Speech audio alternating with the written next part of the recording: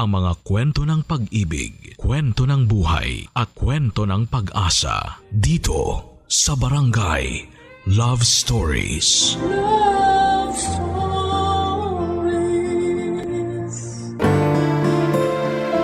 Ang pundasyon sa isang relasyon ay ang wagas na pagmamahal at buong pusong pagtitiwala para sa taong iyong iniibig. Dahil hindi lalayag ang pagsasamang sinimulan kapag hindi mo pagkakatiwalaan ang pagmamahal na ibinibigay ng iyong katipan. Ikaw kabarangay, ilang porsyento ang tiwala na ibinibigay mo sa iyong partner? Dear Papa Dudut, mahirap magtiwala lalo na kung naranasan mo ng maloko ng paulit-ulit. Ang mas mahirap pa rito ay hindi mo alam kung sino-sino ang mga taong dapat mong pagkatiwalaan. Ako po si Amber, 25 years old at sales lady sa isang butik sa kilalang mall dito sa Parañaque. Lumaki naman ako sa maayos at kumpletong pamilya. Ang nanay at tatay ko na siguro ang isa sa mga pinakamasipag na taong nakilala ko. Sila ang inspirasyon ko kung bakit patuloy ako sa pagsusumikap sa buhay. Sila ang dahilan kung bakit taus-puso kong tinatanggap ang mga tao sa paligid ko dahil inakala ko noon na ang mundo ay katulad nila. Mabait at hindi marunong manlamang. Pero sa pagtanda ko ay napagtanto kong hindi pala ganon kasimple ang mundong ginagalawan natin, Papa Dudut. Nagkalat sa paligid ang mga taong mapagsamantala at manloloko. At isa nga ako sa mga naging biktima. Mula sa pagiging mapagtiwala ay nagsimula akong magkaroon ng trust issues sa mga tao simula nang paulit-ulit akong niloko ng mga taong pinagkatiwalaan ko. 19 years old lamang ako noong unang umibig ang puso ko. Na-in-love ako, Papa Dudut, sa isang 29 years old na engineer kung saan kalaunan ay nalaman ko na meron na pala itong sariling pamilya. Ang sumunod namang boyfriend ko ay noong 22 years old ako. Magkapareho lamang kami ng edad pero hindi rin nagtagal ang pagsasama namin dahil nahuli ko siya na marami palang ibang kausap na babae sa Facebook. Ang huling boyfriend ko naman ay nabuntis nito ang kapitbahay nila na ex-girlfriend pala niya. 3 beses akong umibig. 3 beses din akong niloko at sinaktan.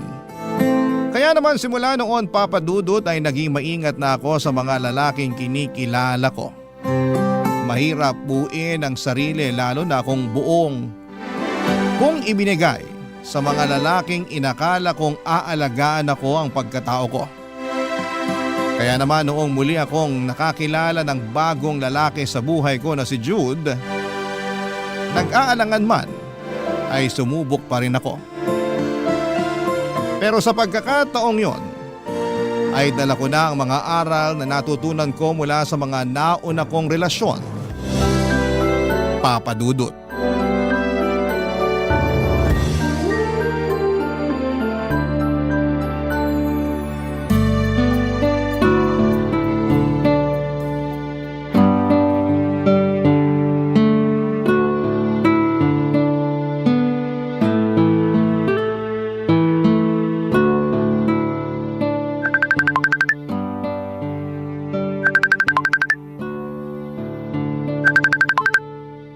Hello? Hi, magandang gabi. Kumusta ka? Okay naman. Eto katatapos lang kumain, ikaw. Okay lang din. Nagre-review ako ngayon. Nagre-review ka pala, bakit ka tumawag? Ipinahinga ko lang tong mga mata ko. Naisip ko na tawagan ka para naman ma-inspire ako sa pagre-review. Lo, eme to? Open mo cam mo para makita kita. Ayoko, nakapantulog na ako eh. Sige na, please. Kahit saglit lang. Sige na nga. O eto na. Kita na ba ako? Opo. Ganda nyo naman po. Ay naku, tigilan mo ako, Jude ha. Style mo bulok. Totoo naman. Ganda mo. Kaya nga kita message noon eh. Salamat. Ano naman nire-review mo? Yung para sa klase namin bukas. May oral recitation kami. Hindi ba nakakapagod yung ginagawa mo? Pagkatapos mo pumasok sa school, papasok ka naman sa work mo, tapos pag uwi, review ulit. Mabuti may lakas ka pang natitira. Nakakapagod pero kailangan gawin eh. Huwag mo sanang masamain tong tanong ko ha, pero paanong hanggang ngayon nag-aaral ka pa rin? Lagi ka bang bagsak sa klase? Hindi naman. Wala kaming pera eh. Kaya nakailang beses akong tumigil. Bilang bunso, mas priority ng mga magulang ko noon ang pag-aralin sina ate at kuya. Kaso pagkatapos graduate, nagkapamilya agad sila. Kaya imbis na matulungan ako sa pag-aaral, hindi na nila nagawa kasi may kanya-kanya na silang pamilya na ginagastusan. Kaya ka nagtatrabaho ngayon para matustusan mo yung pag-aaral mo? Ganun na nga. Kung hindi ko gagawin yon, hindi ako makakapag-aral. At alam naman natin na kapag wala kang diploma, pahirapan ang makahanap ng trabaho. Totoo naman yan. Pero grabe ang pagod mo nun. Nasanay na lang din yung katawan ko. Parang automatic na nga eh, na paglabas ng school, diretso agad sa trabaho. Pagka-uwi, maliligo, kakain, magre-review, matutulog. Pero syempre ngayon, nagbago na yung routine ko. Paanong nagbago? Syempre, bago matulog, kailangan makausap muna kita para masarap tulog ko. Bebe time kumbaga. Baby time ka dyan. Hindi pa nga tayo magjowa, ikaw talaga. Pero malapit na naman, di ba? Ewan ko. Depende. Depende naman saan. Depende kung sasagutin ba kita o hindi. Ano bang kailangan kong gawin para makuha ko na yung matamis mong oo? Secret! Ayaw pa sabihin. Baka naman paasahin mo lang ako ha. Bakit? Ayaw mo na? Pagod ka naman ligaw? Pwede ka naman nang tumigil kung pagod ka na. Hindi. Siyempre hindi. Hindi nga ako napapagod na maghapon nag-aaral at nagtatrabaho eh. Siyempre hindi rin ako mapapagod sa'yo. Liligawan kita hanggang sa mapasagot kita. Tignan nga natin kung hanggang saan ka tatagal. Strong to. Mukha lang ako mahina tingnan. Pero determinado akong tao. Sus! Sinasabi mo lang yan kasi nanliligaw ka. Alam mo, hindi mo naman kailangan magpakapagod para mapasagot ako eh. Magpakatotoo ka lang. Huwag mo kong gawing priority mo kasi may mas mahalaga ka pang goal sa buhay kaysa sa akin. Nasa panahon na lang yan kung babagay ba talaga tayo o hindi. Ano bang klaseng boyfriend yung hinahanap mo? Isang ugali lang naman yung gusto ko sa isang lalaki. At yun yung kapag loyal siya. Diyan nagsisimula ang lahat eh. Kapag loyal ang boyfriend, masaya ang girlfriend. Kapag loyal ang tao, walang problema, walang gulo. Kapag loyal ang partner mo, may peace of mind ka. Yun lang ang kailangan mong patunayan sa akin. Yun lang ba? Madali lang naman pala eh. Loyal naman ako kaya huwag ka mag-alala. Nasa tamang tao ka na. Ewan ko sa'yo, mag-review ka na nga dyan. Baka ako pa masisi kapag bumagsak ka sa recitation niyo bukas. Matutulog na rin ako. Oh sige, good night. Sleep well. Salamat. Ikaw din, huwag masyado magpupuyat. Wala bang I love you dyan? Ay, tigilan mo ako. Mag-review ka na dyan. Okay, sige. Bye-bye na. Bye! Sa Facebook ko lang nakilala si Jude Papadudut. Nagsimula ang lahat noong nag-reply siya sa isa sa mga stories ko. Hindi kami close at hindi ko siya kilala noong mga panahong yon. Pero napansin ko na matagal na pala kaming friends sa Facebook. Nung i-check ko ang profile niya ay may tsura naman siya. Payat siya na matangkad at ang buhok nito ay katulad sa mga sikat na hairstyle ngayon na mahaba at may hati sa gitna na halos natatakpan na ang kanyang mga mata.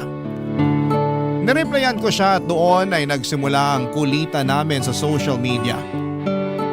Sinimulan akong ligawan ni Jude at hindi ko siya pinagbawalang manligaw.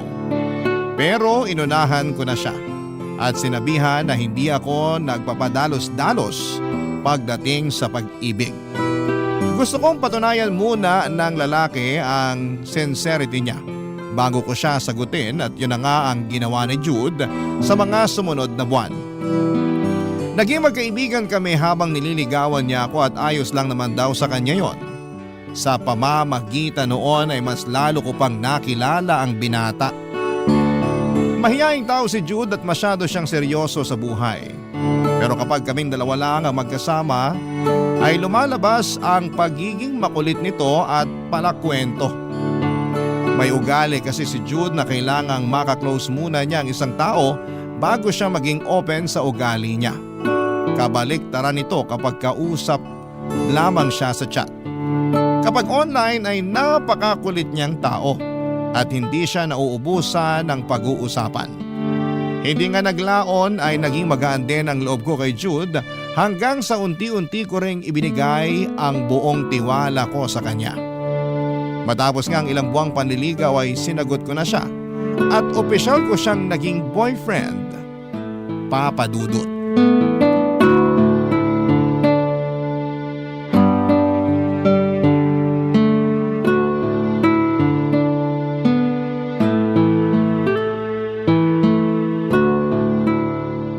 Uy Jude, sure ka ba talaga na pwedeng pumunta rito sa rooftop? Baka mamaya mahuli tayo ah. Bakante naman tong building na to, kaya pwedeng pumasok kahit na sino. Kahit na, private property pa rin to. Kaya pwede tayong kasuhan ng trespassing nung may-ari kung sakali.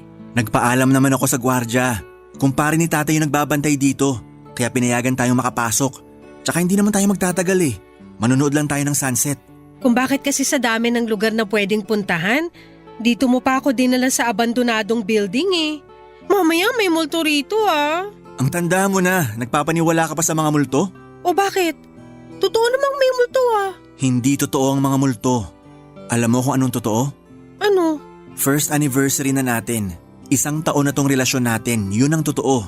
At kaya kita dinala rito kasi gusto kong i-celebrate natin yun ngayon. Dito mismo? Oo, pinaghandaan ko tong araw na to. Kaya bago tayo tumuloy, pumikit ka muna. Ang dami mo talagang alam. Sige na, pikit na. Kasi may surprise ako sa'yo. Oo na, ito na. Nakapikit na. Halika, hawakan mo tong kamay ko. Sunod ka sa akin. Saan ba tayo pupunta? Malayo ba? Ilang hakbang lang. Kailangan nating umikot kasi haharap tayo sa kanluran. Bakit naman sa kanluran? Basta, makikita mo mamaya kung bakit. Check mo yung dinadaanan ko ha. Baka madapa ako. Mahulog pa ako. Ang taas pa naman ng building na to. Huwag kang mag-alala, malayo naman tayo sa gilid eh. Eto na, nandito na tayo. Pwede ko na bang buksan to mga mata ko? Oo, pwede na. Wow! Ikaw nag-ayos lahat nito? Oo, ayos ba? In fairness ha, nag-effort ka pa. Picnic sa rooftop. May romantic side ka pala. Siyempre naman, para sa'yo yan. Nagdala talaga ako ng picnic blanket para ma-enjoy natin yung paglubog ng araw. Kaya pala kailangan nakaharap sa kanluran. Sakto, wala nakaharang na building dito banda. Di ba? Galing kong pumili ng lugar, no? Imbis na kandila, kato lang nakasinde. Para hindi tayo malamok habang kumakain. Scented yan, kaya mabango. Salamat, ang sweet mo talaga. Hindi ako nagkamali na sinagot kita. Sabi ko naman sa'yo eh, wala kang pagsisisihan kapag ako yung naging boyfriend mo. Asus, oo na. Halika na, umupo na tayo. May binili akong pizza at soft drinks. Dapat pala nagdala rin ako ng pagkain para may share naman ako kahit papano. Hindi mo kasi sinabi na magde-date pala tayo ngayon. Nakasuot pa naman din ako ng uniforme galing trabaho. Hinahabol ko kasi yung sunset eh. Ako nga naka-school uniform pa eh. Traffic na kasi kanina, kaya dumiretso na ako sa trabaho mo para masundo kita. Sayang kung hindi natin maaabutan yung sunset. Sa bagay, hindi na natin kailangan magbihis kasi dalawa lang naman tayong nandito. Ang importante ngayon, magkasama tayo nagse-celebrate. Totoo naman. Salamat, Jude. First time ko lang makaranas ng ganito. Para sa'yo, gagawin ko ang lahat. Mapasaya lang kita. Promise, gagawin ko rin ang lahat para maibalik sa'yo lahat ng efforts na ginagawa mo sa akin. Ikaw pa lang, solve na ako eh. Ay naku, napakabulero mo talaga. Kumain na nga tayo bago pa lumamig tong pizzang dala mo. Kanina pa yan eh, kaya baka malamig na yan ngayon. Eh di kain tayo ng malamig na pizza. Papadudod si Jude yung best example ng taong tinatawag nila ngayong nonchalant. Kung hindi mo siya tatanungin ay hindi niya sasabihin sa'yo kung ano ang nararamdaman niya. Hindi rin siya mahilig lumabas at karaniwan ay sa bahay, eskwela, trabaho lang siya namamalagi. Wala siyang bisyo dahil ayon sa kanya ay wala naman daw siyang sapat na yaman. para gumasto sa mga bagay na magsasayang lang ng pera. Proud ako sa kanya dahil sobrang focus siya sa mga priority niya sa buhay at yon ay ang makapagtapos ng pag-aaral at makatulong sa kanyang pamilya. Wala akong problema kay Jude pero may isang bagay akong kinakabahala para sa kanya at yon ay ang paglapit ng tukso sa kanya.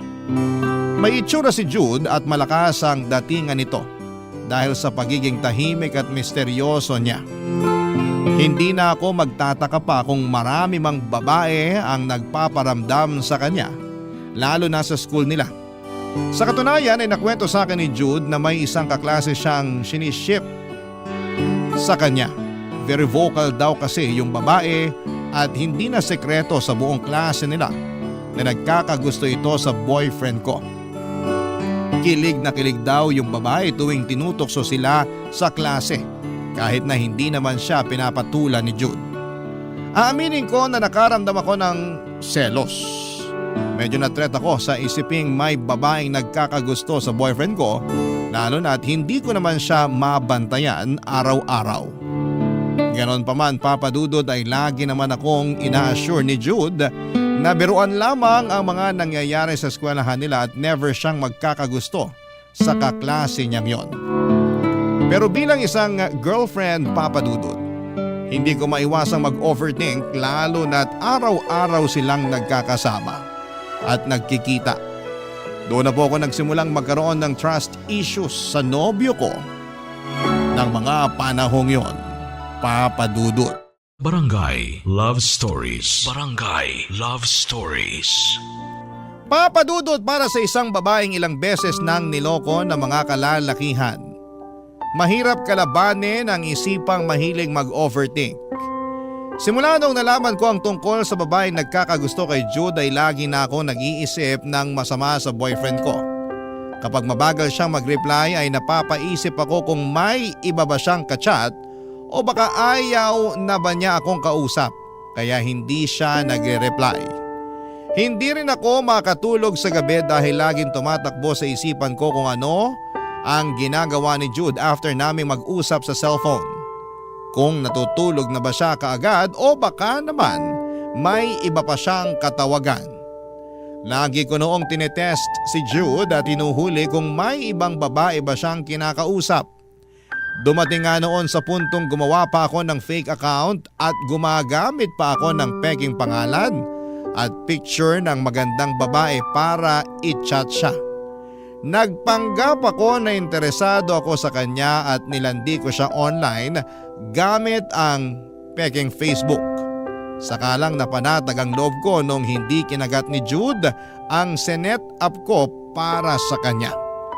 Ikinuwento pa nga niya sa akin na may babae raw na nagchat-chat sa kanya sa Facebook kahit na alam kong ako naman yon at ibang pangalan lamang ang ginamit ko. Napatunayan ko noong time na yon na loyal nga sa akin si Jude. Agad ko ring dinilit yung Facebook na ginamit ko para sa kanya at saka bumawi sa boyfriend ko. Papa Dudut, may isang araw noon na kailangan magstay ni Jude ng late sa eskwelahan nila dahil may research silang tinatapos. Naisip ko na puntahan siya sa eskwelahan nila pagkatapos ng trabaho ko. Sinamahan ko siya sa research na ginawa niya at para na rin mabakuran ko siya at makita ng mga kaklase niyang meron siyang girlfriend. After noon ay lumabas kami at inilibre ko siya ng dinner, Papa Dudut.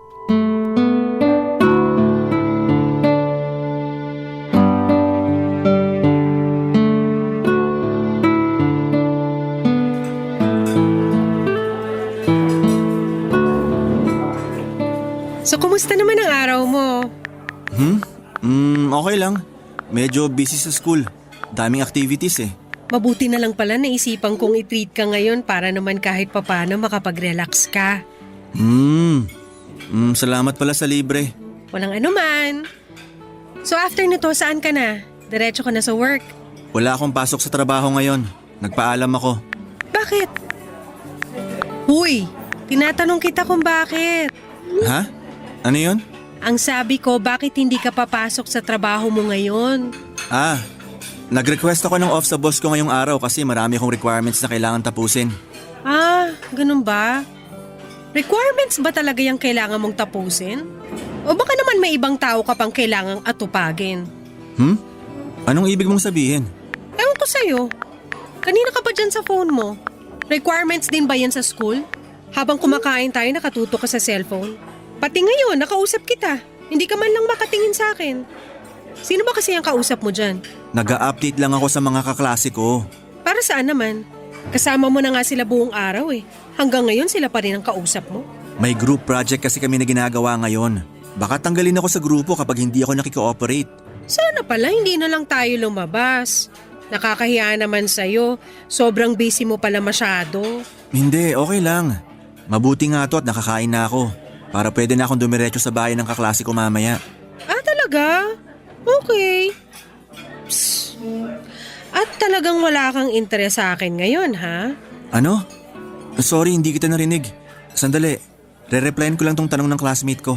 Alam mo, nakakainis ka. Panira ka ng mood eh. Ang saya-saya ko kanina, excited pa man din ako na makasama ka. Pero ikaw, parang wala kang kaharap ngayon na girlfriend ah. Pasensya na. Eto na, ibababa ko na tong phone ko. Ano ulit yung sinasabi mo? Wala.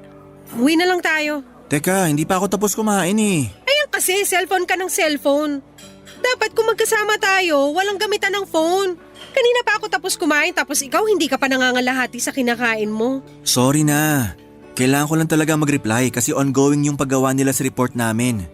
Actually, ako nga lang yung wala ngayon dun eh. So ako pa pala yung may kasalanan na hindi kayo kumpleto ngayon. Sana sinabi mo kanina para hindi na lang tayo lumabas, di ba? Hindi naman sa ganon. Nagpaalam naman ako sa kanila. May ilang tanong lang sila tungkol sa parte na nakatoka sa akin. Fina-finalize na kasi nila yung report namin. Bukas na kami magpipresent eh. Umuwi na tayo para makapunta ka na dyan sa paggawa ng report nyo.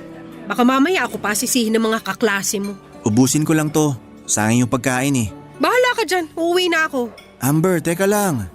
Nagtatampo ka na naman ba? Eh sino namang hindi maiinis? Nag-effort pa ako na sunduin ka sa school nyo para lang makasama kita ngayon tapos ganito gagawin mo sa akin? Sorry na. Babawi ako sa susunod. Kahit wag na, uuwi na lang ako. Sandali, ihatid na kita. Hindi wag na, doon ka na sa mga kaklase mo. Amber naman eh. Amber, sandali lang. Sanay na po si Jude sa pagiging moody ko kaya naman kahit galit ay hindi siya naiinis. Never niyang sinabayan ang galit ko at tuwing tinotoyo ako ay hinahayaan lamang niya akong maglabas ng sama ng loob ko. At pagkatapos noon ay saka niya ako susuyuin. Alam niyang overthinker ako kaya naman ginagawa niya ang best niyang umiwas sa mga bagay na maaaring ikasira ng utak ko. Palagi rin niya akong sinasabihan na hindi siya magloloko na never siyang tutulad sa mga naging ex ko. Sa mga pagkakataong ganoon ay napapanatag ako ng ilang araw pero after that ay babalik ulit ang pagdududa na nararamdaman ko. Sa mga sumunod pang buwan, papadudot ay mas lalong lumala ang pag-overthink ko. Isa nga sa mga dahilan nito ay palagi kasi akong nakakapanood ng cheating videos sa isang online video app. Marami akong nababasang experiences ng mga kababaihan at kung paano sila niloloko ng mga boyfriend nila. Sa panahon ngayon ay marami na raw modernong paraan ng pag-cheat at yon ang nagtitrigger sa anxiety na nararamdaman ko. Inilista ko ang mga iba't ibang cheating style na napapanood ko online at sinubukan ko itong i-check kay Jude kung ginagawa ba niya ang mga ito. Una, sa contact list daw ng isang cheater ay may mga phone numbers na nakasave na aakalain mong hindi importanteng tao. Kunwari pangalan ito ng tropa nilang lalaki o contact number ng isang kainan. Pero ang totoo ay phone number pala yon ng babae nila. Pag-check ko sa contact list ni Jude ay wala pa sa 10 numero ang nakasave doon. At lahat ng nandun ay pawang number ng kamag-anak niya. Ang sunod ko namang chinek ay ang inbox niya sa ibang apps tulad ng email at mga shopping applications. Minsan, doon daw nag-uusap ang mga manloloko at so far ay walang ganong ginawa si Jude. Pero isang application sa phone niya ang hindi nakaligtas mula sa akin. Ang sabi kasi online, Kapag may app na ganon ng isang lalaki ay red flag na raw para sa lalaki. At nagulat ako nang nakita kong may ganong klaseng application nga si Jude. Sa cellphone niya, Papa Dudut.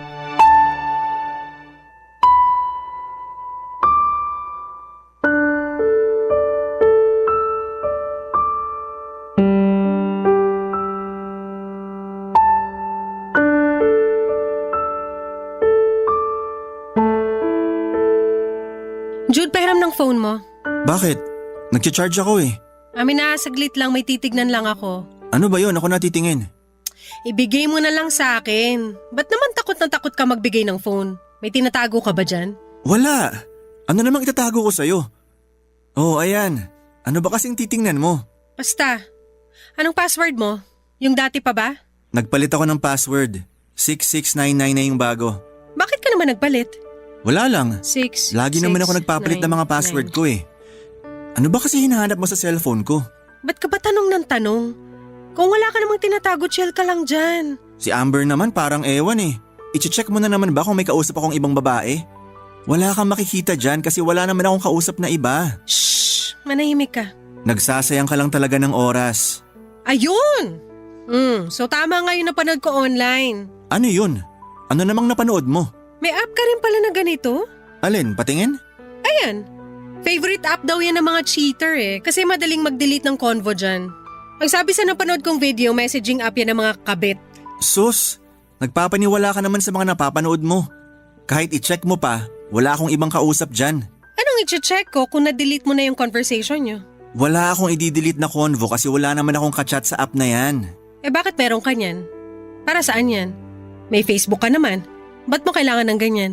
Dito ko ina-upload yung mga picture at video sa phone ko kapag nafo-full na yung memory ko. Tingnan mo, kahit i-check mo pa, puro pictures ko lang yung nandyan. Patingin? Ayan. Ano, wala di ba? Wala nga. Puro pictures lang ang nandito. Kung may kachat man ako dyan, puro school related lang. May group chat kami dyan na buong klase. Kasi yan yung preferred ng prof namin. Sabi kasi sa video, red flag daw yung mga lalaking may app na ganito Nagpapaniwala ka kasi sa mga sinasabi sa internet. Hindi naman totoo yung mga yun eh. Puro paninirang puri lang yung mga yun. Paanong paninira based yun sa mga experience ng ibang tao? Clickbait lang yung mga yun para makakuha ng viewers. Tingnan mo, pati ikaw napaniwala nila. Kung gusto mo, i-delete ko na yung app na yan ngayon. Paano yung mga pictures mo? Wala akong magagawa. Kung ito lang yung tanging ikakapanatag ng loob mo, kahit mawala yung pictures ko, okay lang. Wag na. Sayang naman. Memories din yung mga yun. Oo, marami tayong pictures na nakasave sa app na yan eh. Tingnan mo. Amin na. Hanapin ko yung pictures natin nung nag-celebrate tayo ng anniversary sa rooftop. Naka-upload yun dito eh. Patingin nga. Wait lang, hinahanap ko na. Ayun, Oh, short hair ko pa dyan cute nga eh. Send mo nga sa akin yan. I-download mo na rin yung app na to. Kasi maganda mag-send ng pictures at videos dito. Hindi pumapangit yung resolution.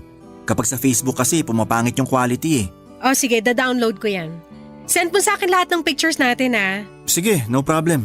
Basta wala kang ibang kausap dyan Yung totoo, pictures lang talaga. Wala, ano ka ba? Hanggang ngayon ba wala ka pa rin tiwala sa akin? Alam mo namang madaling masira yung tiwala ko Sabi ko naman sa'yo, hindi ko sasayangin yung tiwalang ibinigay mo sa akin. Oo na. Ano ulit yung pangalan ng app? Ito ba yon yung color blue? Oo, yan nga. Ito, downloading na. Simula nung araw na yon ay parabang lagi nang may pag-aalinlangan sa puso ko kahit na nasiguro ko namang walang ibang kausap si Jude sa app na yon. Alam kong hindi maganda ang ugali kong yon na lagi kong pinag-iisipan si Jude na may masamang ginagawa. Pero hindi ko naman ginustong maging ganon, Papa Dudut. Sobrang dami na lang kasing nangyayaring panloloko sa buhay ko. Pati na rin sa ibang tao kaya napakahirap maging kampante. Lalo na't marami na ngayon ang walang pakialam kahit makasira pa sila ng relasyon. Asawa nga naaagaw pa ng iba, si Jude pa kaya na boyfriend ko pa lamang noong time na yon. Hindi nyo rin po kasi ako masisisi dahil pati sikat na mga artista na napapanood sa TV, silang nagiging patunay na napakahirap magtiwala. Si Kylie Padilla nga at Bea Alonso na parehong napakaganda ay nagawa pa ring lokohin ng mga asawa at boyfriend nila. Sure ako na mas madaling lokohin ang katulad ko na napaka-normal lang ang itsura ko. Marami na ring mga nagva-viral ngayon ng mga screenshot. Sa sobrang lala ng pag-overthink ko noon ay hindi naiwasang pati ang relasyon namin ni Jude ay naapektuhan na, Papa Dudut.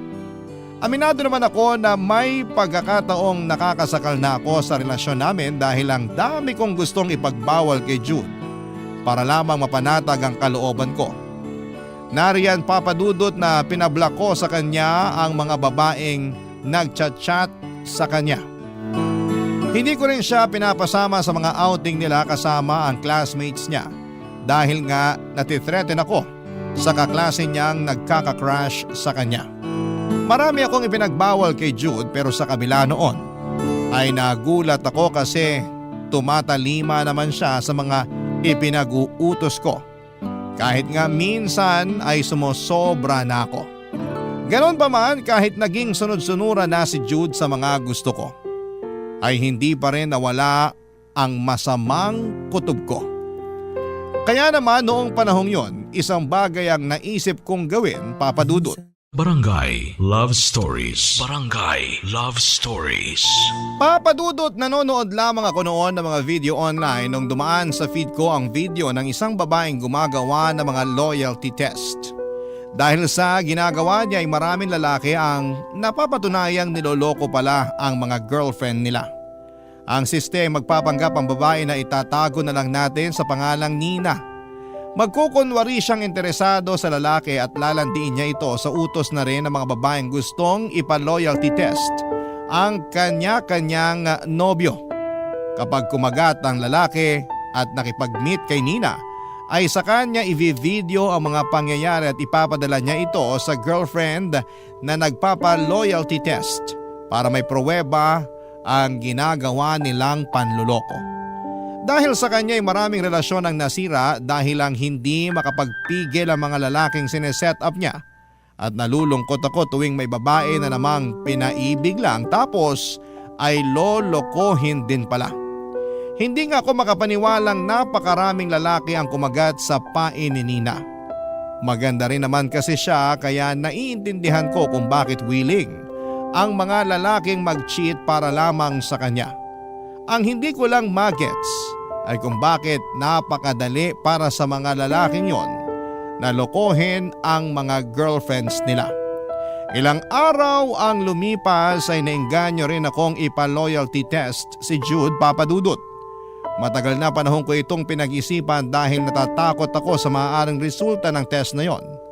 Pero dahil desidido kong malaman kung totoo nga bang loyal sa akin ang boyfriend ko, ay kinontak ko si Nina para magpatulong sa kanya. Sa pamamagitan ng message ay tinanong ko kung anong oras siya available para matawagan ko siya at makausap, Papa Dudut.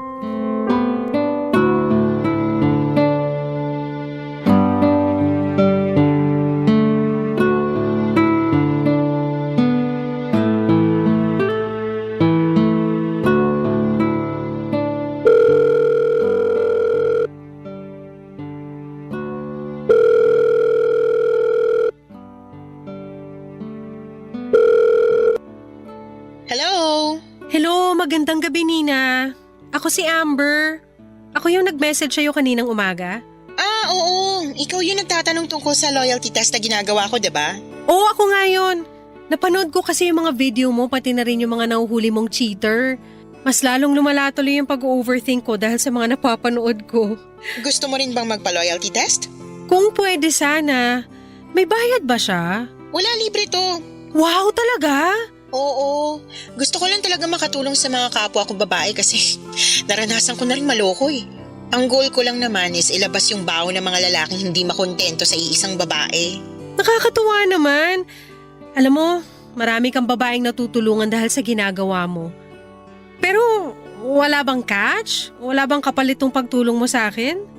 Wala naman, pero kung papayag ka, after ng loyalty test na gagawin natin, ipopost ko sana online yung result whether successful man o hindi. Para na rin sa mga fans ko.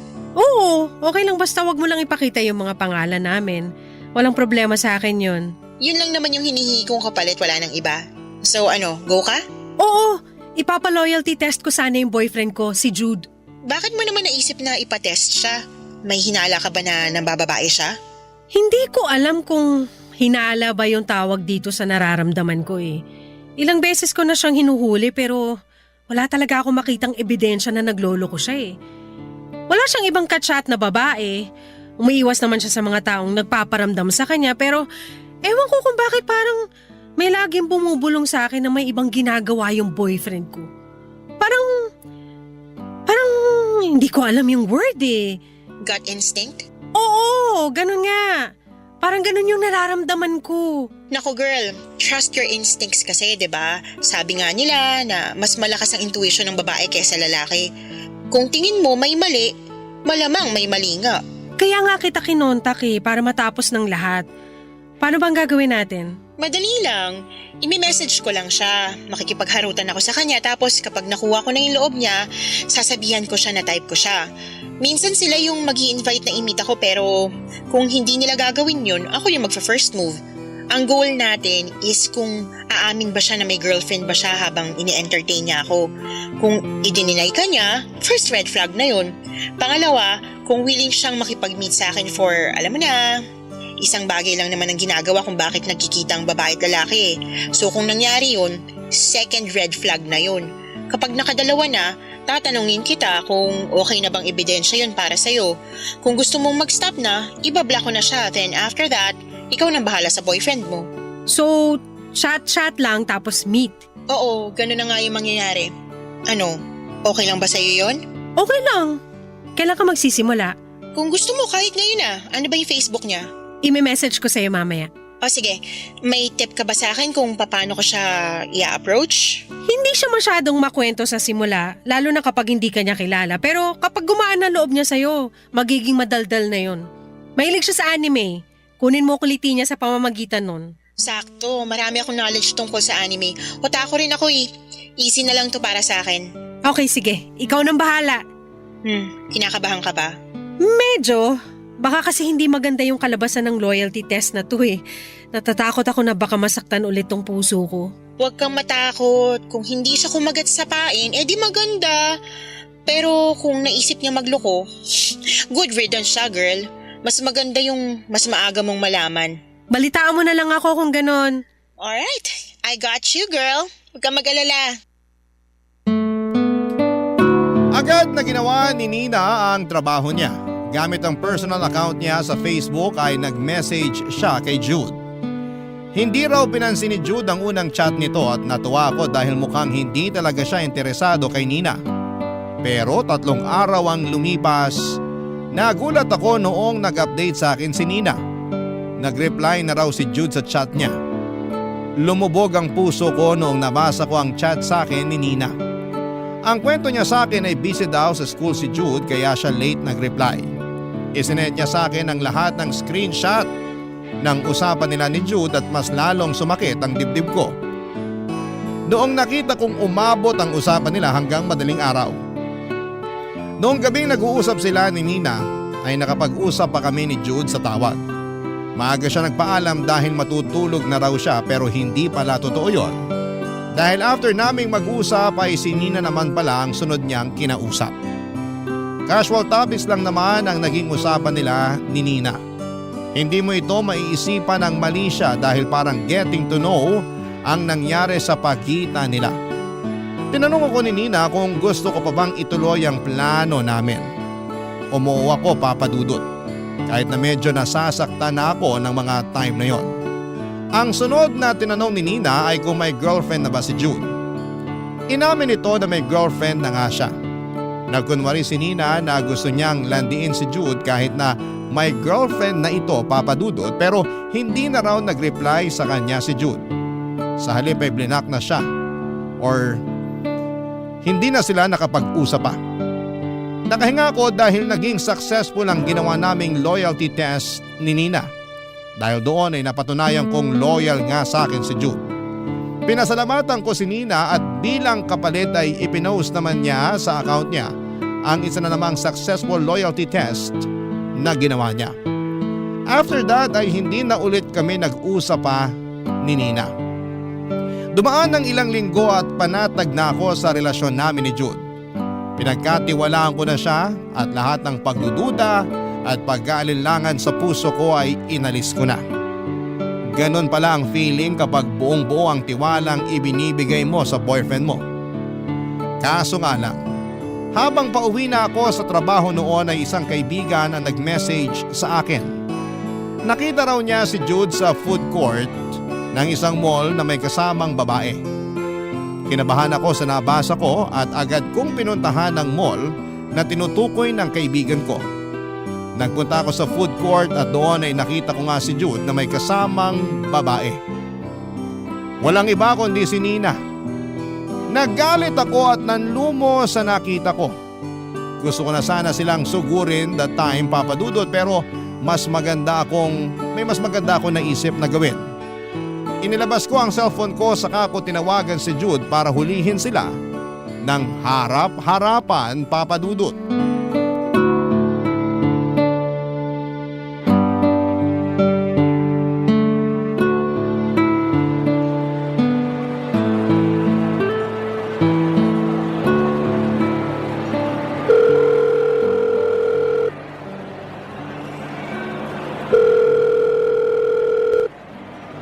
Hello, Amber?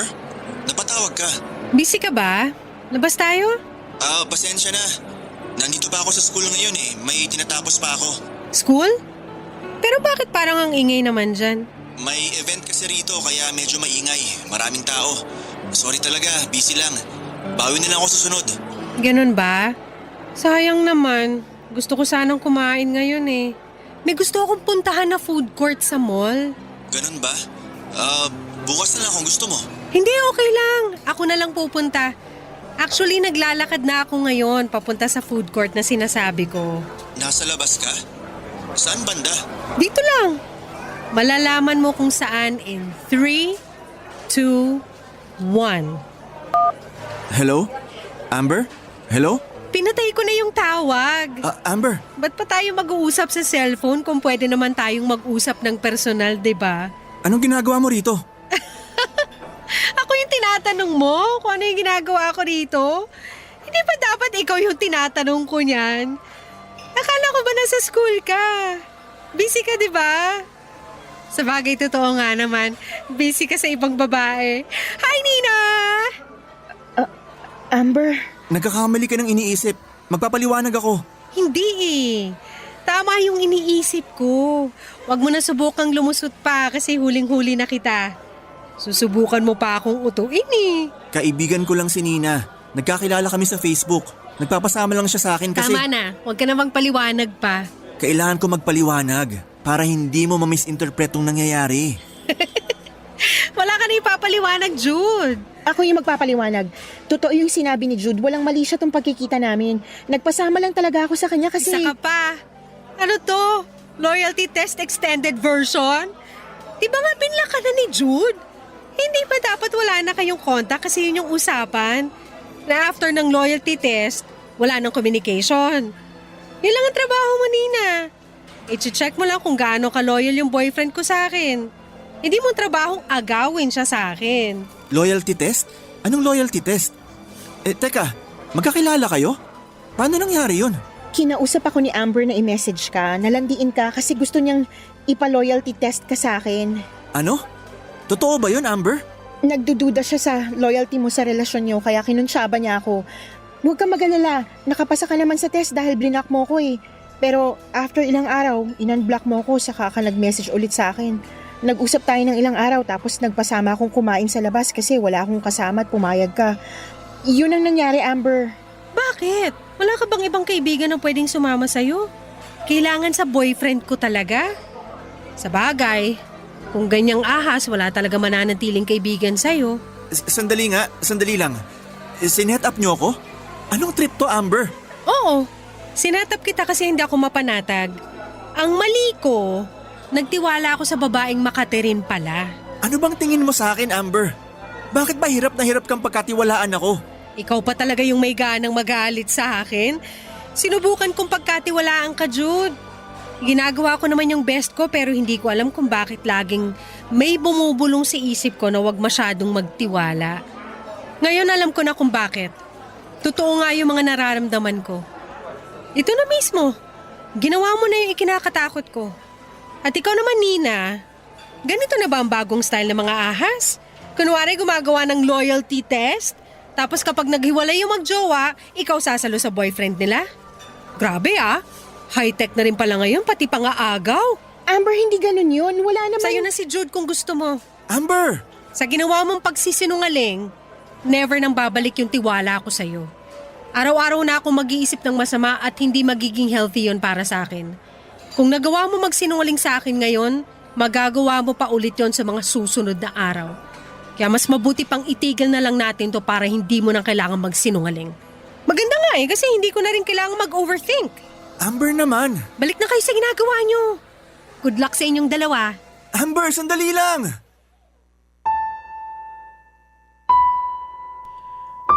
Hindi ako mapagbigay ng second chances, Papa Dudut.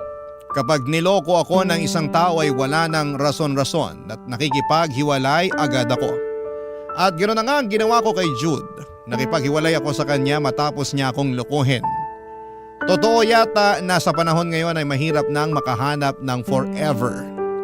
Iilan na lang ang lalaki mapagkakatiwalaan at kapag nakahanap ka na ng ganong klase ng lalaki ay daig mo pa ang tumama sa loto. Dahil sa galit ay sinubukan ko rin gumawa ng video para ilabas ang baho ni Nina pero nakablock ako sa lahat ng mga accounts niya. Ilang ulit ako nagpost para sana ibunyag ang ginawa nitong panloloko pero sa kasamaang palad ay hindi man lang nag-viral ang ginawa kong video at iilan lang ang nakapanood nito. Nakakainis lang dahil alam kong may kasalanan din ako sa mga nangyari. Hindi ako nagtiwala kay Jude at yon ang dahilan kung bakit nagawa niyang magloko. Ako mismo ang naglapit ng temptasyon sa boyfriend ko. Pero kahit na ganoon ay hindi pa rin yung rason para magloko siya. Sa huli ay nasa kanya pa rin kung gugustuhin niyang mag-cheat at yun na nga ang ginawa niya, Papa Dudut. Mas pinili niya ang mag-cheat. Kinalimutan ko na lang ang nangyari at nasaktan man ako pero katulad ng dati nagpatuloy pa rin ako sa buhay. Dahil wala naman ako, Papa Dudut, na ibang magagawa kundi ang sumabay sa ikot ng mundo. Wala na akong nasagapang balita kung nagpatuloy ang relasyon nila Jude at Nina dahil binura ko na kaagad ang mga ala-ala ko sa kanilang dalawa para mabawasan ang sakit na nararamdaman ko. Sa ngayon ay naghihil pa rin ako sa mga nangyari sa akin, Papa Dudut. Ang tanging hiling ko na lamang ngayon ay sana'y balang araw ay dumating na ang taong magiging tapat at seryoso sa puso ko.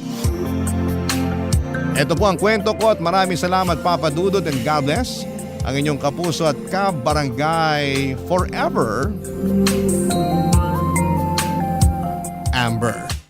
Barangay Love Stories. Barangay Love Stories. Anong say mo sa Barangay Love Stories na ito? Pagkwentuhan natin sa comment section yan. Nagustuhan ng iyong napakinggan? Ituloy yan via live stream sa www.gmanetwork.com/radio.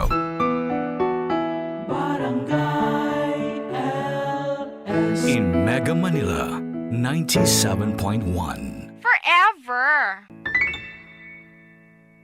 Ang mga kwento ng pag-ibig, kwento ng buhay at kwento ng pag-asa dito sa Barangay Love Stories. Love Stories.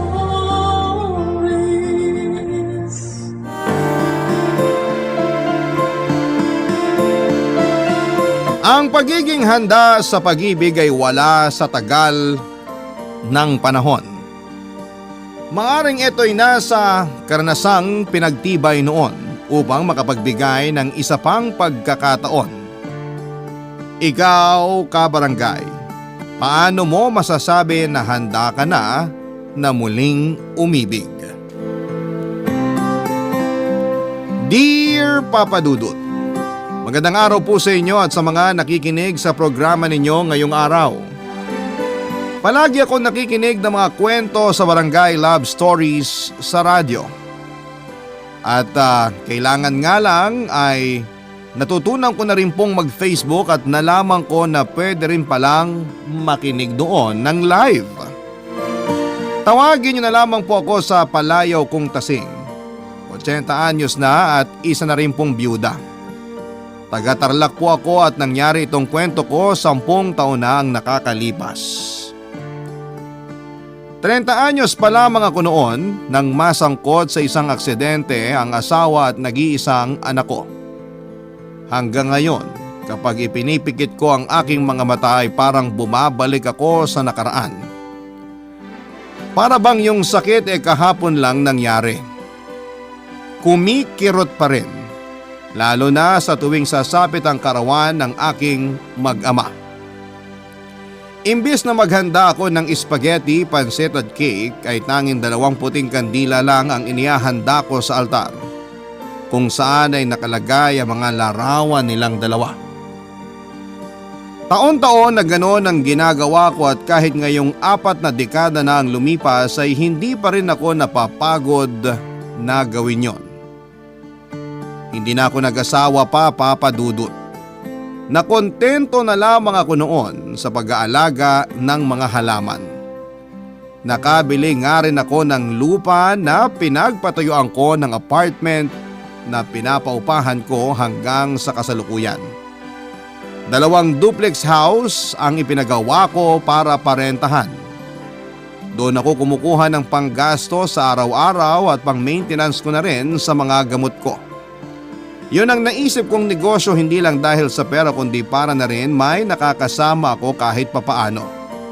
Pamilya na rin kasi ang turing ko sa mga tenant. Kalapit naman ang apartment na pinapaupahan ko ang bahay na tinutuluyan ko kaya madalas ko silang nakakausap. Pero bukod sa kanila ay isa rin noon sa naging malapit na sa akin ang kapitbahay kong si Salve. Madalas ay siya pa yung pumupunta dito sa bahay ko para makipagkwentuhan. Kung sa akin lang naman ay okay na ako sa buhay na meron ako. Sadya lang na meron pa rin mga tao na iniisip na hindi ako masaya sa buhay na tinataha ko. Mula noong mamatay ang mag-ama ko ay paulit-ulit akong itinutulak ng mga kakilala ko na maghanap ng asawa para makabuo na ng bagong pamilya. Pero madalas ay ngiti na lamang ang isinasagot ko sa kanila, Papa Dudut. Mula noong nawala ang mag-ama ko ay hindi ko na talaga nakikita ang sarili ko na magkakaroon pa ng asawa. Para sa akin kasi walang makakapalit sa kanila dito sa puso ko.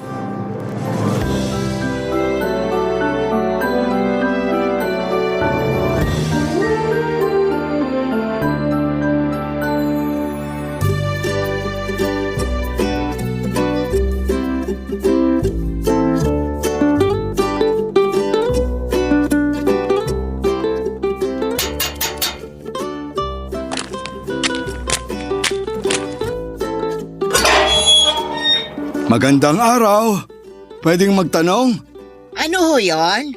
Magtatanong lang sana ako tungkol dito sa nakapaskil sa gate nyo, tungkol sa paupahang bahay.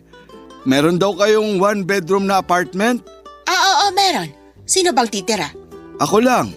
Aba sigurado ka ba mag-isa ka lang? Wala ka bang asawa? Wala. Anak o di kaya apo? Ay, wala at wala. Ganun ba? Siya, sige, pumasok ka muna. Ayun sa dulo yung bakante.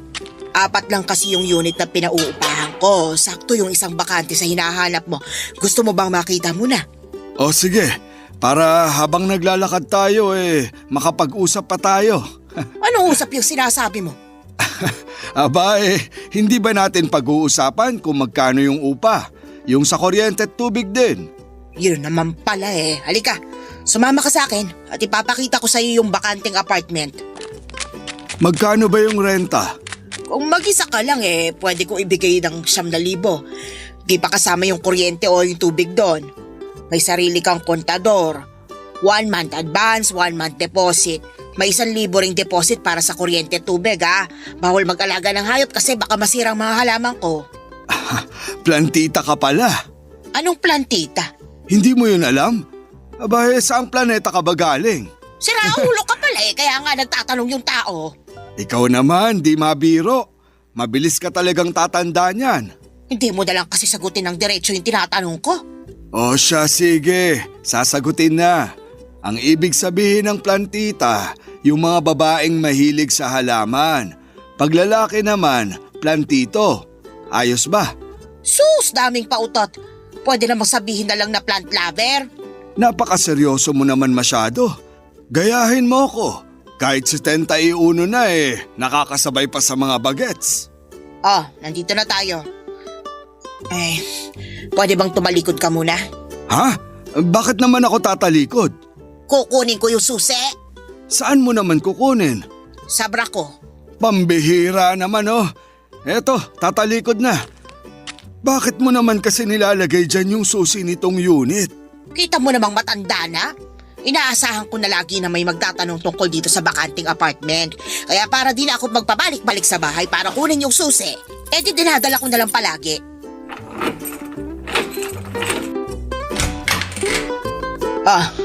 Heto yung tutuluyan mo. May isang kwarto yan, may sariling CR at may ilang gamit na pwede mo na rin gamitin. Sige, kukunin ko na. Bukas na bukas, lilipat na ako. Ay, yung deposito mo, kailangan muna yon. Ikaw talaga. Hindi ko naman kakalimutan yun. Pero bukas ko na ibibigay pagbalik ko rito. Ay naku, bahala ka na nga. Basta iabot mo sa akin bukas bago mo ipasok ang mga gamit mo rito, ha? Karamihan nga talaga sa mga landlady. Masusungit. Alam mo, kung hindi ka lang tenant dito, kanina pa kita pinaalis. Sungit talaga. O siya, babalik na lang ako bukas. Pero bago ako umalis, gusto ko munang magpasalamat at magpakilala na rin. Pablo nga pala. Tsaka, nice meeting you, Miss Beautiful. Kaya tanda-tanda na gumaganyan ka pa. Tsaka may pangalan ako, ha? Tasing. Tasing lang itawag mo sa akin. Okay, kung yan ang gusto mo, Tasing. O sige, alis na ako. Sa ganoong paraan na nga kami nagkakilala ni Pablo Papadudut. Tulad ng sabi niya ay 61 anyos na siya at tulad ko ay mag-isa na lamang sa buhay. Medyo naiinis nga ako sa kanya noon dahil sa edad niya ay parang teenager pa siya kung magsalita at kumilos. Masyado ring madaldal kahit na unang beses pa lamang naming nagkakilala. Nang makaalis noon si Pablo ay agad naman akong inusisa ng kapitbahay at madalas kong kakwentuhan na si Salve. Nakita niya raw kasi yung pagpasok ni Pablo sa loob ng bakuran ko kaya tinanong niya kung isa raw ba ito sa mga magiging tenant ko. At nang kumpirmahin ko yon ay parang batang nanukso si Salve. Ang sabi niya ay bagay daw kami ni Pablo kaya makipagkilala na raw ako ng mabuti at wag na itong pakawalan pa. Umabot pa yung kwentuhan namin sa pagpapaalala niya sa akin kung gaano kasayang magkaroon ng kasama sa buhay. Matapos yung pag-uusap namin ni Salve kahit papaano ay namiss ko rin yung pakiramdam ng may kausap sa hapagkainan mula agahan hanggang hapunan. Pati na rin yung pakikipagkwentuhan ko habang nanonood ng teleserye o di kaya ay ng balita. Nasanay na kasi ako sa panonood ng 24 oras bago matulog tuwing gabi at kapag matutulog na. Hindi ko rin maiwasang ma-miss yung pakiramdam na may kayakap at panatag ang kalooban na hindi ako nag-iisa sa pagising kinabukasan. Batid kong saglit ko lamang nakasama ang mag-ama ko. Pero lahat ng masasayang alaala namin noong bilang isang pamilya ay tumatak na sa puso ko. Kaya tuwing nakakaisip ako noon na mas masaya siguro kung meron pa akong nakakasama ay isinisiksik ko sa isipan ko na ayos na ako. Nakontento na ako. Pero sadyang may dumarating na tao sa buhay ko para guluhin ang isipan ko. Papadudut.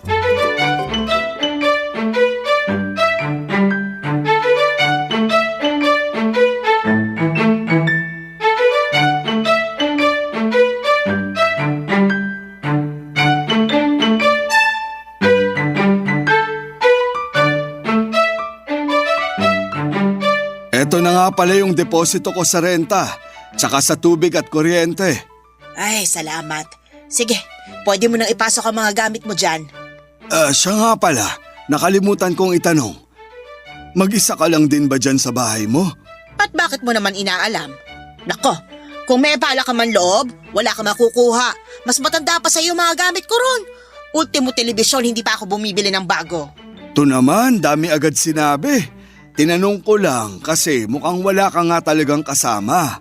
Baka lang naiinip ka minsan, pwede naman akong kakwentuhan. Bakit naman ako makikipagkwentuhan sa'yo?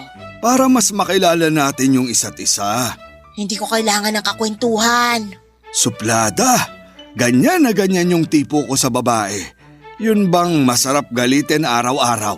Ay, tumigil ka nga dyan sa pinagsasasabi mo. Kinikilabutan ako sa'yo. Masyado ka nang matanda para sa ganyan. Di mo ba alam yun? Hanggat nakakalakad pa ako, pwedeng-pwede pa, Miss Beautiful. Pwede pa. Yang karutan mo, ibagay mo sa edad mo. Ang nega mo naman. Anong nega? Ikaw, kung ano-ano mga sinasabi mo na hindi ko naman naiintindihan, kahapon ka pa ha? Sabi ko nga sa'yo, kaya ko pang makipagsabayan sa mga bagets. Mga kasama ko nga sa dati kong tinitiran, mga teenager pa. Nako, mukhang marami akong maituturo sa'yo. Hindi naman ako nagpapaturo, no? Hindi ko lang talaga alam kung ano yung nega-nega na yan. Ibig sabihin lang nun, negative ka mag-isip. Huwag ganun. Tatanda ka kaagad, sige ka. Matanda na ako. Ano pa itatanda ko? Talaga? Matanda ka na? Mukha ngang 25 ka pa lang dyan sa suot mong bestida eh. Bulaklakin. Ay nako, tigilan mo na ako sa mga salita mong ganyan. Mabuti pa mag-ayos ka na ng mga gamit mo. Teka, sandali. Pwede bang magkape muna tayo? Wala akong oras lumabas para magkape. Marami pa akong aasikasuhin. Abay, sino bang nagsabi sa'yo na lalabas tayo? Diyan na lang tayo sa bahay mo. Doon mo na lang ako ipagtimpla ng kape habang pinag-uusapan natin yung mga patakaran natin dito. Di ka lang pala madaldal. Makapal ka rin. Grabe ka naman. Para kape lang, makapal na agad. Huwag kang mag-alala. Sa susunod ililibre kita. At sa labas na talaga yon ha. Kahit sa loob pa yan o sa labas, di ako sasama sa'yo no. Magtimpla ka ng sarili mong kape. Sige na naman Di pa kasi ako nag-aalmusal. Hindi ko na problema yun. Hindi naman kita asawa. Sinasabi ko talaga sa'yo, mabilis kang tatanda dyan sa pagsusungit mo. Kung gusto mo magkape, doon sa bahay malapit sa kanto. May lamay doon. Libre kape at biskwit pa. Hindi na. Ayos na ako rito. Nawawala yung gutom ko pag nakikita kita eh. Kung ano-ano pa sinasabi mo dyan. Diyan ka na nga. Sungit! Papadudot, kung hindi ko lang noon kailangan ng tenant ay hindi ko na sana haharapin pa si Pablo. Mukha pa lang kasi niya ay naiirita na ako. Tuwing nakikita niya ako sa labas ng bahay ay lagi pa siyang nakakindat sa akin na para bang matagal na kaming magkakilala. Hindi ko noon alam kung paano ko siya iiwasan. Gayong kalapit lang ng apartment yung bahay na tinutuluyan ko. Hindi ko rin kasi makalimutan yung ginawa niyang paghalik sa kamay ko nang batiin niya ako habang nagwawalis. Akala ko kasi noon ay may ibibigay siya kaya hiningi niya ang kamay ko. Hindi ko talaga siya maintindihan ng panahon na yon. Minsan may pagka-bagets kung umasta. Minsan naman yung mga kilos niya ay parang lumang tao sa panahon pa ni Dr. Jose Rizal. Hanggang sa hindi lang isang beses ginawa ni Pablo yung paghalik-halik sa kamay ko na lagi ko rin namang pinupunasan ng suot kong bestida. Sa kulit na yon ni Pablo ay napaisip tuloy ako kung tama ba na patirahin ko siya sa apartment ko ng mga panahong yon. Pakiramdam ko kasi bigla na lamang nagulo yung dating tahimik kong mundo dahil sa pagdating niya sa buhay ko, Papadudot. Barangay Love Stories. Barangay Love Stories. Papadudot, kung ano yung ipinakitang ugali ni Pablo nung una kaming magkakilala ay ganon pa rin siya nang tumagal-tagal na ang pangungupahan niya. At habang tumatagal ay mas lalo ring lumalala ang pagkairita ko sa kanya. Kung makaasta kasi siya noon ay talo pa niya yung mga malalapit kong kaibigan. May mga araw na bigla na lamang siyang kakatok sa bahay ko para abutan ako ng niluto niyang pagkain. Aminin ko nung una ay ibinibigay ko lang sa mga pag-alagalang aso ang mga pagkain mula sa kanya, sa takot na baka may gayuma ang mga yon. Minsan naman ay sinasamantala niya yung paghahatid ng ulam para makisabay sa akin tuwing kumakain ako. Gustuhin ko mang tumanggi pero nauna pa siyang pumwesto sa hapagkainan ko sa bahay. Sinubukan ko na rin na hindi siya pagbuksan tuwing kumakatok siya pero pag hindi ko naman siya pinagbubuksan ay hindi rin siya hihinto sa pagkatok na alam kong nakakagambala na sa ibang tenants. Wala tuloy akong magawa kundi ang pagbuksan siya at hayaang makikain sa bahay ko ng mga panahong yon, Papa Dudut. Meron pa nga mga araw na habang naghahardin ako ay bigla na lamang siyang susulpot at may dala-dala pang pandilig. Naiinip daw siya at gustong tumulong sa akin. Pero sa huli ay may mga halaman ako na nasira dahil mainit masyado ang palad niya pagdating sa pagtatanim. Mula nga nang mangyari yon ay hindi na siya umulit pa. Marahil ay tinabla na rin siya ng hiya noon. Pero yung mga pagkatok-katok niya sa bahay para makisabay kumain ay palagi pa rin niyang ginagawa. Hanggang sa masanay na lamang ako, Papa Dudut.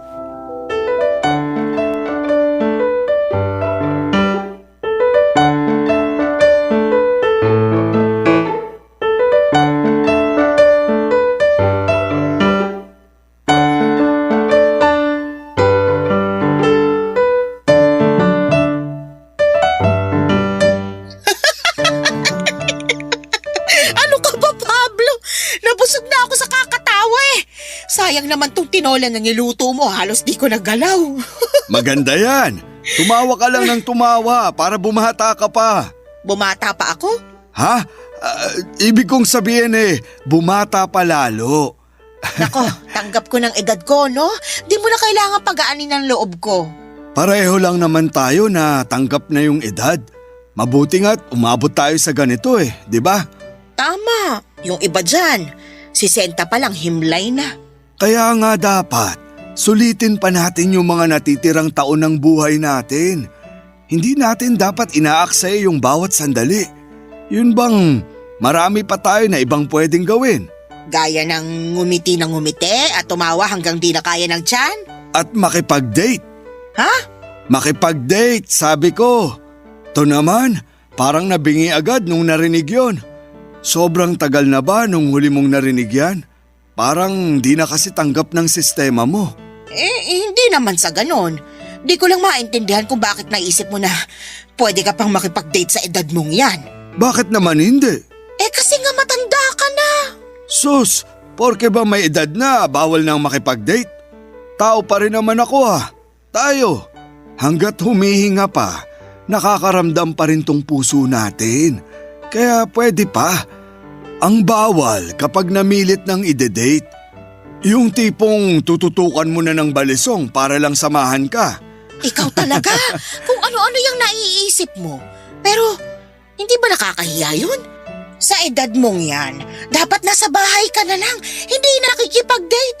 Naku, pag narinig ng asawa mo yung mga sinasabi mo, yari ka doon. Wala akong asawa. Paanong wala? Sasabihin ko sa'yo pag pumayag ka. Pumayag saan? Pumayag na makipag-date sa akin. Ayang ka na naman, parang wala ka yatang naintindihan sa mga sinabi ko kanina. Ikaw rin naman parang wala ka rin naintindihan sa mga sinabi ko. Dapat, gawin natin kung ano yung makakapagpasaya sa atin, kahit ano pa yung maging edad natin. May asawa ako. Wala ka ng asawa. Patay na siya, kaya wag ka nang magpalusot dyan. Paano mo nalaman?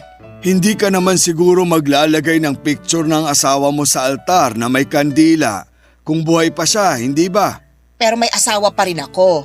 Pero matagal na siyang wala sa mundo. Teka, paano mo nalaman? Kasi bata pa siya dun sa picture. Pero ikaw… Pero ako matanda na, ganun ba? Oh, huwag kang magalit. Akala ko ba tanggap mo nang matanda ka na? Ay, ewan ko sa'yo. Bilisan mo na dyan sa kinakain mo, marami pa akong gagawin. Eh di, kailan na ang date natin yan? Hoy, anong date? Di naman ako pumayag ah. O siya, sunduin na lang kita sa Sabado ng gabi ha. Mauna na ako para makapag-beauty rest ka pa. Hoy, Sa Sabado ha. Huwag mong kakalimutan.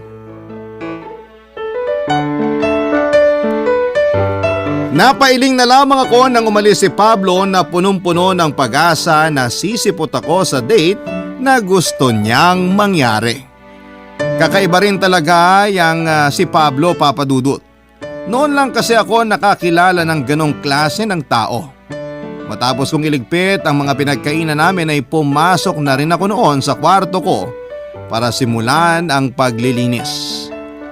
Inuna ko yung aparador na medyo inaalikabok na. At habang naglilinis nga ako noon ay biglang yung photo album namin ng asawa ko ay nakita ko. Nang buklatin ko yon at nakita ang mga kuwang larawan noong kasal namin ay parang nanariwa sa akin ang lahat. Namuo ang lahat ng mga luha ko sa aking mga mata. Matagal-tagal na rin kasi noong huli kong tignan ang album na yon, Papa Dudut. Pero yung sakit na nararamdaman ko ng unang beses ko yung binuklat ay wala pa ring pinagkaiba nang muli ko yung makita. Nang isara ko yung album at humiga na lamang sa kama habang umiiyak. Saka ko lang napagtanto na hindi nga pala talaga madali para sa akin na mag-asawa ulit dahil iisang lalaki pa rin ang laman ng puso't isipan ko ng panahon na yon. Gabi ng Sabado nakahiga na ako at patulog na. Nang biglang kumatok si Pablo sa pinto. Nagkataon na malapit ang pinto ng tinitirhan ko sa bintana ng kwarto ko at aaminin kong naaalibadbaran ako sa mga sumunod na nangyari, Papa Dudut.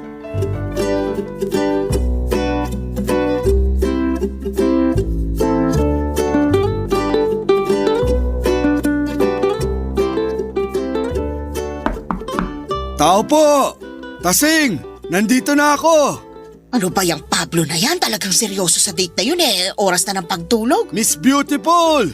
Nandito na ako! Ang kulit-kulit talaga ng matandang yun. Tasing! Lumabas ka na dyan! Napapaligiran ko na ang buong bahay mo!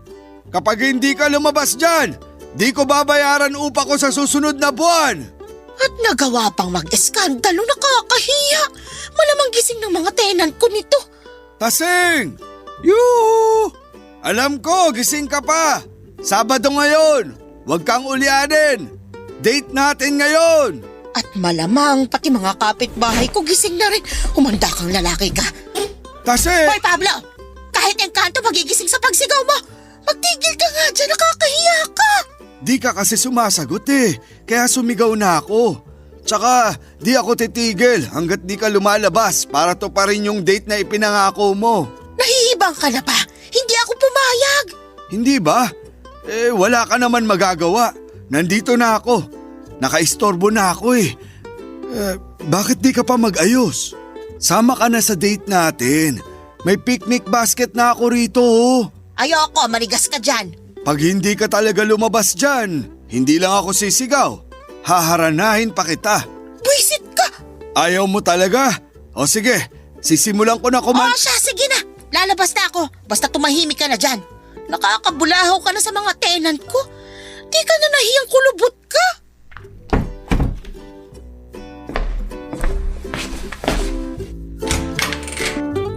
Ay! Aba, hindi pa nga pala ako nakakapagbihis. Magbihis ka tsaka magpaganda ha. Ba't obligado pa ako mag-ayos para sa'yo? Ha? Teka nga. Magandang gabi, Miss Beautiful. Walang maganda sa gabi, sirang-sira na dahil sa'yo. Ikaw naman kasi. Kung tumupad ka lang sana kaagad sa date natin, di sana hindi na ako nag-iingay dito. Teka, iyan na ba ang suot mo? Di ka na talaga magpapalit? Bakit? Aangal ka pa? Sungit? Kasi naman, lugi ako. Umeport pa ako magbihis. Tingnan mong forma ko. Oh, mas pumogi ako, hindi ba? Hoy, kilabutan ka nga sa mga sinasabi mo. Sige na nga. Payag na ako kahit nakapantulog ka pa. Maganda ka pa rin naman eh. Pero para bagay tayo, magpapalit din ako ng pantulog. Sandali lang ha, dito ka lang. Kahit wag ka na rin bumalik. Padudot na tuloy nga yung date namin na gustong mangyari ni Pablo. Una niya akong dinala sa Maria Clara Town Plaza. Yung picnic basket na dala niya noon ay may lamang hopya, termos na may lamang mainit na tsokolate at mga hiniwang mansanas at saging. Humana pa siya noon ng mapupwestuhan namin bago niya inilatag yung kumot na dala niya. Kumain kami at nagkwentuhan tungkol sa kung ano-ano lang. Likas kasing mapagbiro si Pablo kaya kahit simpleng usapan lang ay humahaba talaga namang nakakatanggal inip ng oras na yon. Nung una ay panay pa ang tingin ko sa relo sa paligid kung may kakilala ba ako na nakakakita sa amin. Aminado naman ako na nahihiya ako na may makakita sa akin na may kadate pang lalaki sa edad kong yon. Ayokong masabihan na kung kailan matanda na ako ay saka ko pa naisipang makipag-date. Pero nang lumalim na ang usapan namin ay nakalimutan ko na ang oras at nawala na rin ako ng pakialam sa paligid ng mga sandaling yon. Habang nag-uusap kaming dalawa ay para bang matagal na kaming magkakilala. Tila nagkakaroon ng sinasabi nilang magical moment. Nang mga oras na yon dahil nawala yung mga agam-agam ko habang kausap ko si Pablo. Hindi ko rin naisip na pansamantala lamang yon. Nawala na rin po papadudot yung inis na nararamdaman ko sa kanya tuwing nangungulit siya at nauwi na lamang sa sunod-sunod na pagtawa sa mga biro niya. Aaminin ko na matapos ang ilang taon na mag-isa lamang ako at tanging mga alagang halaman na lamang ang nagpapasaya sa akin, ay muli kong naranasan na maging masaya dahil sa isang tao. At yun nga ay dahil kay Pablo, Papa Dudut. Barangay Love Stories. Barangay Love Stories. Matapos ang paglabas namin yun ni Pablo ay madalas ko na siyang nakakasama ng panahon na yon, Papa Dudut. Ang pagpunta niya sa bahay para makisalo sa pagkain ko ay naging araw-araw na. Yung tipong kahit simpleng putahe lamang yung pinagsasaluhan namin ay solve na kami. Kung tutuusin nga ay mas lamang pa yung kwentuhan namin kesa sa oras na kumakain kami. Hanggang sa nasanay na ako sa kanyang presensya, Papa Dudut. Walang araw na nakasama ko siya na hindi niya ako napapangiti at napapatawa. Masaya siyang kasama. Hindi nawala yung pagiging makulit niya at marahil ay yun din ang nagustuhan ng mga babaeng nakarelasyon niya noong binata pa siya. Habang magkasama kami kahit papaano yung unti-unting lumiliit yung butas ng pangungulila sa puso ko. Hindi ko na rin masyadong nararamdaman yung sakit na dulot ng pagkawala ng mag-ama ko dahil sa kanya. Malaking bagay na napapatawan niya ako, kahit sa ganong paraan man lang ay unti-unting naghihilom yung sugat sa puso ko. Marami nang nalaman sa akin si Pablo, Papa Dudut. Naikwento ko na sa kanya ang dahilan ng pagkamatay ng mag-ama ko at ang dahilan ko kung bakit mas pinili ko na lamang na mag-isa. Nauunawaan naman niya yung kagustuhan kong maging mag-isa na lamang sa buhay pero naroon pa rin yung pangungulit niya. Nasumubok pa ulit ako na magmahal. Marami na rin akong nalaman sa kanya tulad ng tungkol sa dati niyang asawa na noon niya lamang din ay kwento sa akin. Hindi naman kasi siya nagkwekwento at katunayan nga ay parang iniiwasan pa niyang mapag-usapan yon noon. Madalas niyang dinadaan sa biro yung usapan para hindi mabanggit ang tungkol sa asawa niya. Nalaman ko rin naman yung dahilan niya, Papa Dudut.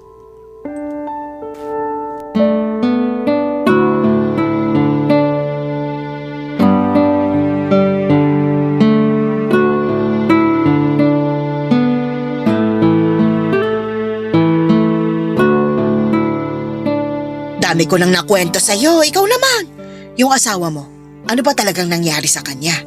Yung asawa ko? Kailangan ba talaga nating pag-usapan yun? Oo naman.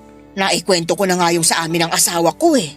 Yung asawa ko, si Osang, sumama dun sa best friend ko.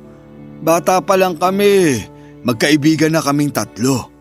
Tapos yun, pareho naming niligawan si Osang, pero ako yung sinagot. Ano naman ang naging reaksyon ng best friend mo? Ayun, parang sumama nga yung loob eh. Lumuwas ng Maynila at doon na rin nag-asawa. Nung namatay asawa niya, umuwi dito sa Tarlac. Tapos nagkita-kita na kami. Yun, nagkagustuhan sila. Dati naman kras-kras lang yun. Di ko naman inaasahan na posible pa palang lumalim yun lalo na't medyo nagkakaedad na rin kami noon. Ano namang ginawa mo? Siyempre di ko na ipinaglaban. Nagmamahalan na sila eh. Tsaka kung pipilitin ko siyang bumalik sa akin, di na rin uubre yung pagsasama namin. Nagmahal na siya ng iba. Ibig sabihin, kung mahal niya pa rin ako, di na buo yun. Ang sakit din pala nung nangyari sa'yo. Masakit, oo. Pero alangan namang ipilit ko pa sarili ko. Di nagmukha pa akong nanlilimos ng pagmamahal nun. Sa pogi kong to. Ay nako, hindi na talaga mawawala sa'yo yung mga kabulastugan mo na yan. Masanay ka na sa akin. Pero parang masyadong mabilis yung pangyayari. Noon pa lang, alam ko nang di naman ako ganun kamahal ni Osang. Dama ko yun, syempre. Pero nagpanggap lang ako na hindi. At sa buong pagsasama namin, walang araw na di niya nabanggit yung best friend ko. Kaya nung umamin na sila, di na ako nagulat. Pero nasaktan pa rin ako kahit inaasahan ko na yun. Nasa na sila ngayon? Dun sa bahay namin. Dun ko na sila pinatira. Ako na lang yung lumayo. Yung mga anak nyo, paano naman sila? Yun nga pala. Umiwas lang ako sa tanong mo na yon nung unang dating ko rito. Pero may anak kami. 2. Nung una, ayaw nila na maghiwalay kami ng nanay nila kasi masyado na nga raw matanda. Kung kailan nagkaedad na, saka pa raw naging ganito. Pero natanggap din naman nila. Kaya ba napadpad ka rito? Kasi doon na sila nakatira sa bahay nyo? Nung 4 na taon na kaming hiwalay, nakitira muna ako sa bunso kong anak. Pero ako na lang din yung nahiya kasi parang pabigat pa ako ron eh. Siyempre, di pa naman ganun kalaki yung kinikita nilang mag-asawa. Buti na lang may naipon pa ako galing sa pensyon ko. Ay teka, ano nang ang trabaho mo dati? Isa akong retiradong pulis. Hindi halata.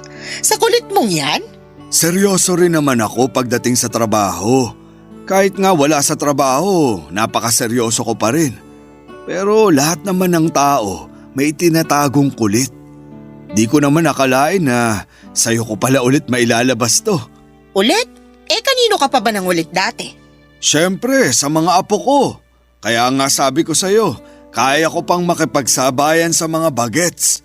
Abay, ilang taon din akong napapaligiran ng mga bata. Kung ganun pala, matagal na rin kayong hiwalay ng asawa mo. Oo, kaya nga ngayon, handa na akong magmahal ulit. Sus, yang ka na naman, matanda ka na. Ayan ka na naman sa edad na yan. Walang kinalaman dito yung edad natin, kaya pwede ba?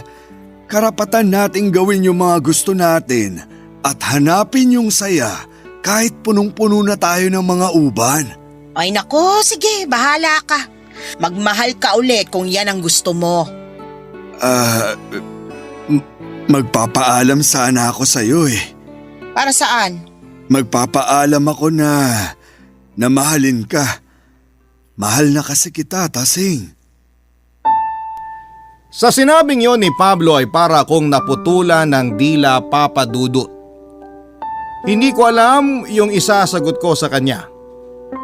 Nagsalita pa siya ulit pagkatapos noon at tinanong kung pwede ba siyang manligaw sa akin. Paulit-ulit din niyang sinasabi sa akin na hindi basihan ang edad pagdating sa kagustuhan nating maging masaya At sana raw ay buksan ko na ulit yung puso ko dahil oras na para may pumasok ulit na bagong pag-ibig dito. Sa dami ng sinabi niya noon ay halos makumbinsin na niya ako. Sa totoo lang kasi sa mga nakalipas na nagkakausap kami ay nagugustuhan ko na rin ang presensya niya sa buhay ko. Parang biglang lumiwanag yung dati ay madilim kong mundo. Parang kailan lang ay napakatahimik ng buhay ko. Pero noong makilala ko siya ay biglang nagkaroon ng ingay na puno yun ng tawanan kahit kaming dalawa lamang ang magkausap.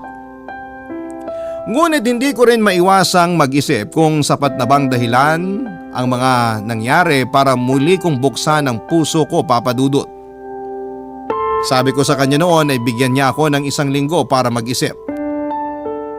Sa sinabi ko ay parang nabuhayan na nga siya ng loob. Samantalang ako ang dating gabi na mapayapa ay biglang nabalot ng maraming katanungan. Nang sandaling yon ay muli kong binuksan yung photo album namin ng asawa ko. Noon ay takot na takot akong buklatin yon dahil nananariwa pa rin ang sakit. Pero nang mga oras na yon ay hindi ko alam kung bakit parang ang gaan na lamang nabalikan ang mga lumang larawan namin ng asawa ko. Hindi na mabigat, hindi na masakit. Habang binubuklat ko yon ay umuusal ako ng dalangin para sa asawa ko. Bago matapos ang huling pahina ng album na yon ay napapikit ako at napangiti. Sinarado ko na ang photo album at sa pagkakataong yon ay alam ko na ang dapat kong isagot kay Pablo. Handa na akong sabihin sa kanya, Papa Dudut.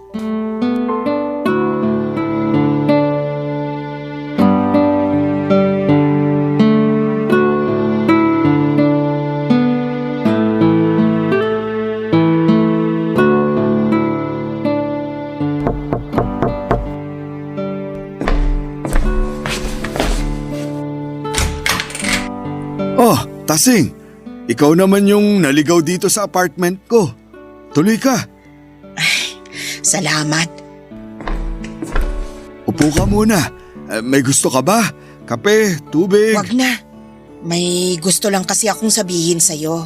Ano yun? Nakapagdesisyon na ako. Teka, bago mo sabihin sa akin yan, may gusto lang akong sabihin sa'yo. Edi sabihin mo na. Kasi gusto kong malaman mo na mula nung nakilala kita, naramdaman ko na kaya ko nang magmahal ulit. Gusto kitang mahalin. Gusto ko nang magtiwala ulit sa pag-ibig. Pablo. Akala ko forever na yung relasyon ko sa dati kong asawa. Kasi nga umabot kami ng 45 years. Pero natapos pa rin.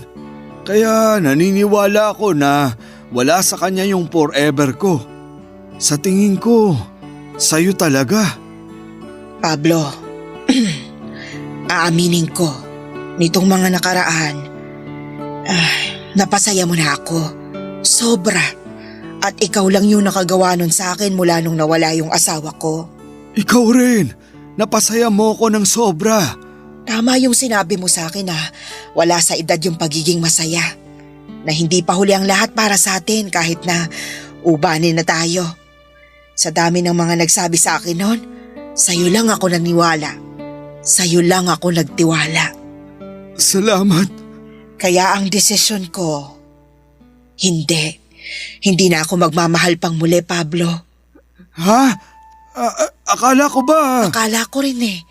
Kasi napapasaya mo ko. Pero hindi talaga pwede. Pero bakit? Iniisip mo pa rin ba yung sasabihin ng ibang tao? Hindi. Wala akong pakialam sa sasabihin ng iba.